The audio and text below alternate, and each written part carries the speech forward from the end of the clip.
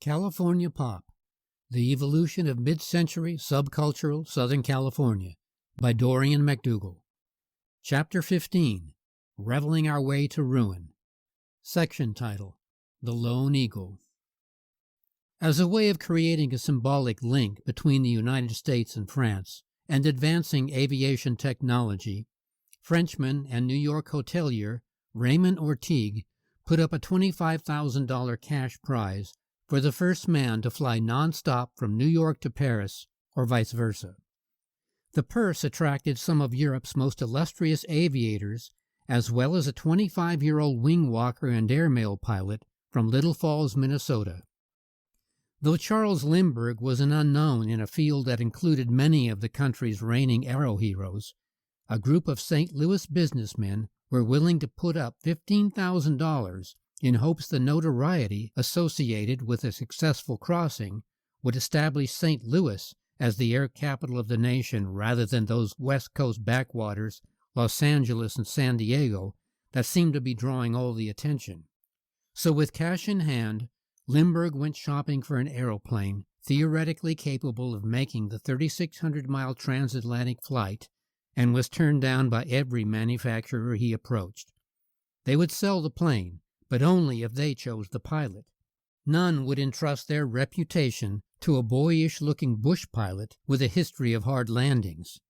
He had almost given up when he came across an ad for a small company that was building some sturdy little monoplanes way out in San Diego, California. Ex-Army pilot T. Claude Ryan and his partner Ben Mahoney established Ryan Airlines in 1925. It was the first commercial airline in the U.S., running regular flights from San Diego to Los Angeles. A year later, they began building their own monoplane, and a year after that, they were facing bankruptcy when Maloney received a wire from a Mr. Lindbergh asking if he could build a plane that could fly 40 hours nonstop in just 60 days. Mahoney's answer was an emphatic yes. In the can-do-anything-goes atmosphere of California, a deal was made with no strings attached. He who buys it, flies it. Based on Ryan's own monoplane, altered to Lindbergh's specifications, the Ryan team designed and built what amounted to a flying fuel tank, a stripped-down mail plane with just enough room for a motor, a pilot, and over 2,700 pounds of petrol.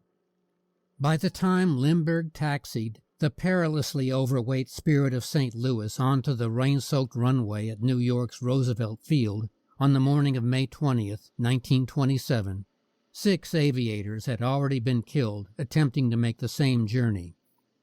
Nevertheless, he pushed the throttle forward, struggling to get the heavy ship airborne before running out of running room, and was just barely able to clear trees and power lines by less than 20 feet.